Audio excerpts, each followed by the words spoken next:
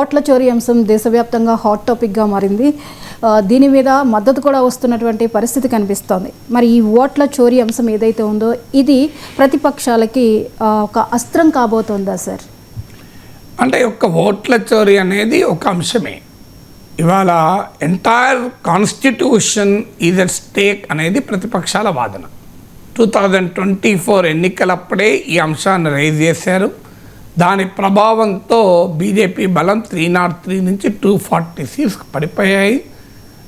బీజేపీకి బాగా బలంగా ఉన్న నార్థన్ అండ్ వెస్ట్రన్ ఇండియాలోని యూపీ, హర్యానా, రాజస్థాన్, మహారాష్ట్ర లాంటి స్టేట్స్లో కూడా బీజేపీ గడ్డిపడింది. అంటే సంవిధాన్ ఖత్రే మే హై అని, అంటే రాజ్యాంగమే ప్రమాదంలో పడింది అని. ఇప్పుడు ప్రజాస్వామ్యాన్ని ప్రాసనం చేసేలా ఎన్నికల కమిషన్ వ్యవహరిస్తోంది అనేది ప్రతిపక్షాలు ఒక బలమైన ప్రచారాస్త్రంగా వాడుకున్నాయి.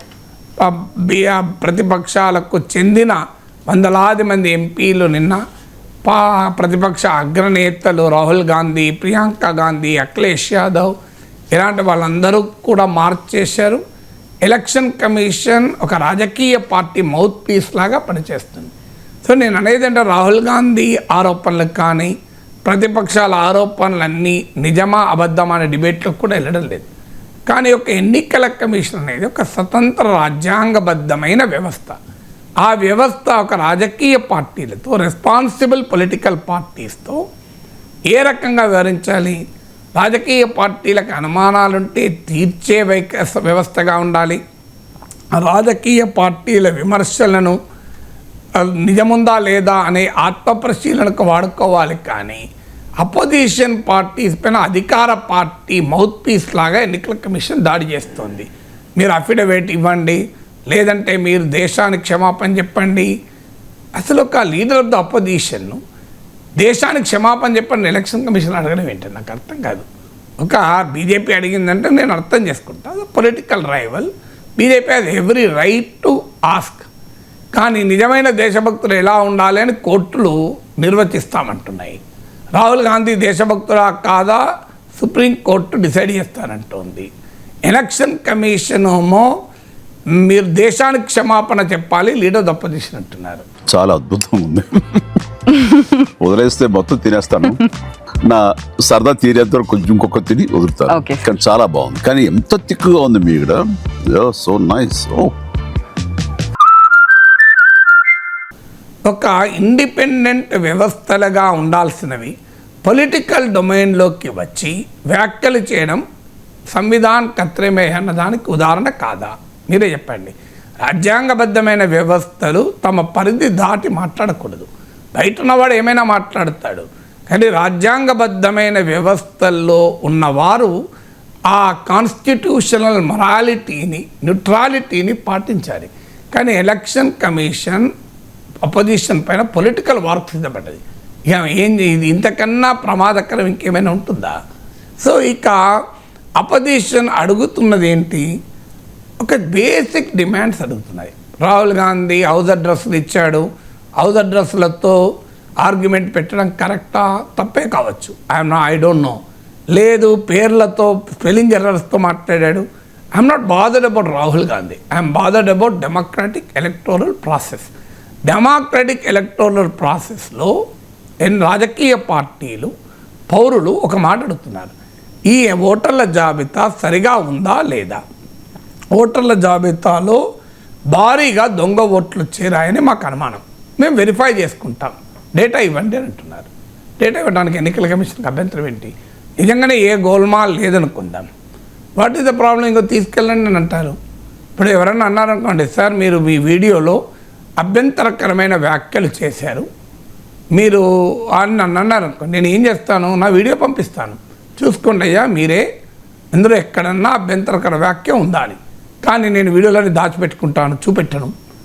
అభ్యంతర వ్యాఖ్య ఉన్నది అని అన్నందుకు మీకు క్షమాపణ చెప్పండి అంటే అర్థం ఉంటుందా అండి?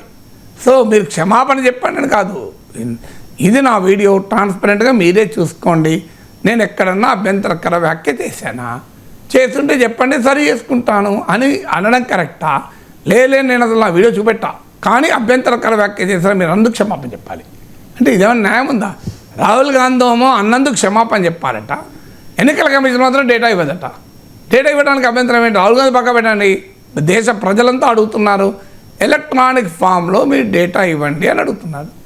దేశంలో ఉన్న ప్రతిపక్షాలన్నీ కలిపి ముక్త కంఠంతో మాకు ఓటర్ల జాబితాలో అవకతవకల్ని మేము వెరిఫై చేస్తాం, మాకు ఎలక్ట్రానిక్ ఫామ్లు ఇవ్వండి అంటే ఏ రకమైన తప్పులు ఎన్నికల కమిషన్ చేయకపోతే, అధికార పార్టీతో కుమ్ముక్కైంది నిజమే కాకపోతే తీసుకోండి అని చెప్పాలి కదా, అభ్యంతరం ఏంటి? పోనీ ప్రింటౌట్లు ఇస్తామంటున్నారు, మిషన్ రీడబుల్ ప్రింటౌట్లు ఇవ్వండి అంటున్నారు. అంటే మేము 90 నియర్లీ ఒక 100 కోట్ల ఓటర్లు, 100 కోట్ల ఓటర్లను ఫిజికల్గా వెరిఫై చేయగలరు ఎవరైనా? అందులో ఈ ఆధునిక టెక్నాలజీ యుగంలో, ఆర్టిఫిషియల్ ఇంటెలిజెన్స్ యుగంలో, బిగ్ డేటా, డేటా అనలిటిక్స్ యుగంలో మీరు మిషన్ రీడబుల్ ఫామ్లో కూడా పేపర్లు ఇవ్వము, మీకు ఎలక్ట్రానిక్ ఫామ్లో ఇవ్వము, అయినా ఏ అవకతవకలు జరగలేదు, జరుగుతున్నాయని అన్నందుకు మీరు క్షమాపణ చెప్పాలి దేశానికి. ఎన్నికల కమిషన్ అపవాదం చేస్తారా అంటున్నారు. ఇది ఇంత న్యాయమో చెప్పండి మీరు. సో ఏం అపవాదం లేదు ఇందులో. సింపుల్గా మాకు ఎలక్ట్రానిక్ ఫామ్లో డేటా ఇవ్వండి, లేదా మిషన్ రీడబుల్ పేపర్లను ఇవ్వండి. 100 crore ఓటర్లను ఫిజికల్గా వెరిఫై చేయడం సాధ్యం కాదు. మేము ఫిజికల్గా వెరిఫై చేస్తే ఎన్నికల కమిషన్ పనే కదా అది. నిజంగా చెప్పాలంటే ఎలక్షన్ కమిషన్ చేయాల్సిన పని. ఆ పని ఇంకెవరైనా చేశారనుకోండి సంతోషం కదా. నన్ను ఎవరైనా అడుగుతారు, సార్ మీ 1 hour వీడియో నాకు ఇవ్వండి సార్, అందులో ఇంకో పలానా 11th minute మీరు పలానా పదాన్ని పొరపాటుగా వాడారు, పాకిస్తాన్ అనబోయి అమెరికా వాడారు, నేను మొత్తం వీడియో విని ఏ సెకండ్లో మీరు తప్పుగా అన్నారో చెప్తాను సార్ అన్నారనుకోండి, నేను ఎట్లా ఇస్తా వీడియో? అస్సలే ఇవ్వా, నా వీడియో నేను దాచుకుంటా, నువ్వు అలా అన్నందుకు క్షమాపణ చెప్పు, నాకు నన్ను అపవాది చేస్తున్నావు అని అంటనా? థ్యాంక్ యూ మిత్రమా, మీరే మొత్తం గంట విని నేను ఎక్కడ దగ్గర పాకిస్తాన్ అనబోయి అమెరికా అన్నది ఎక్కడున్నానో చెప్పండి, నేను ట్రిమ్ చేసుకుంటాను యూట్యూబ్లో అంటాను ఆనందంగా. ఎలక్షన్ కమిషన్ చేయాల్సిన పనిని ప్రతిపక్షాలు చేస్తానంటే ఎలక్షన్ కమిషన్ ఆనందపడాల్సింది, అభ్యంతరం ఎందుకు చెప్తుందో అర్థం కావట్లేదు. అంటే చాలా క్లియర్గా దేశ ప్రజలలో బలమైన అనుమానాలు కలిగేలా ఎన్నికల కమిషన్ వ్యవహరిస్తుంది. ఎన్నికల కమిషన్ స్వతంత్రతను దెబ్బతీసే విధంగా బీజేపీ చట్టంలో మార్పులు చేసింది. Supreme court election commissioner, chief election commission నియామకాల్లో తప్పనిసరిగా న్యూట్రాలిటీ ఉండాలి అంటే చీఫ్ జస్టిస్ ఆఫ్ ఇండియా ఉండాలని తీర్పు చెప్తే దాన్ని అమలు కాకుండా చేసేందుకు చట్టాన్ని సవరించి ప్రభుత్వ ప్రతినిధుల మెజారిటీ ఉండేలా మీరు ఎన్నికల కమిషన్ నియామక ప్రక్రియను బీజేపీ మార్చుకున్నాక ఎన్నికల కమిషన్ ఈ రకంగా వ్యవహరిస్తుంటే ఇక సంవిధానం కత్రమే అనకపోతే ఏమనాలి? అందుకే ప్రతిపక్షాలు ఓట్ల చోరీపై దేశవ్యాప్త ఉద్యమానికి సిద్ధపడుతున్నాయి. సో అందువల్ల మీకు గుర్తుండే ఉంటుంది 2G కుంభకోణంలో మోడీ దేశమంతా తిరిగి 2G కుంభకోణాన్ని ఉపయోగించి అధికారంలోకి వచ్చారు.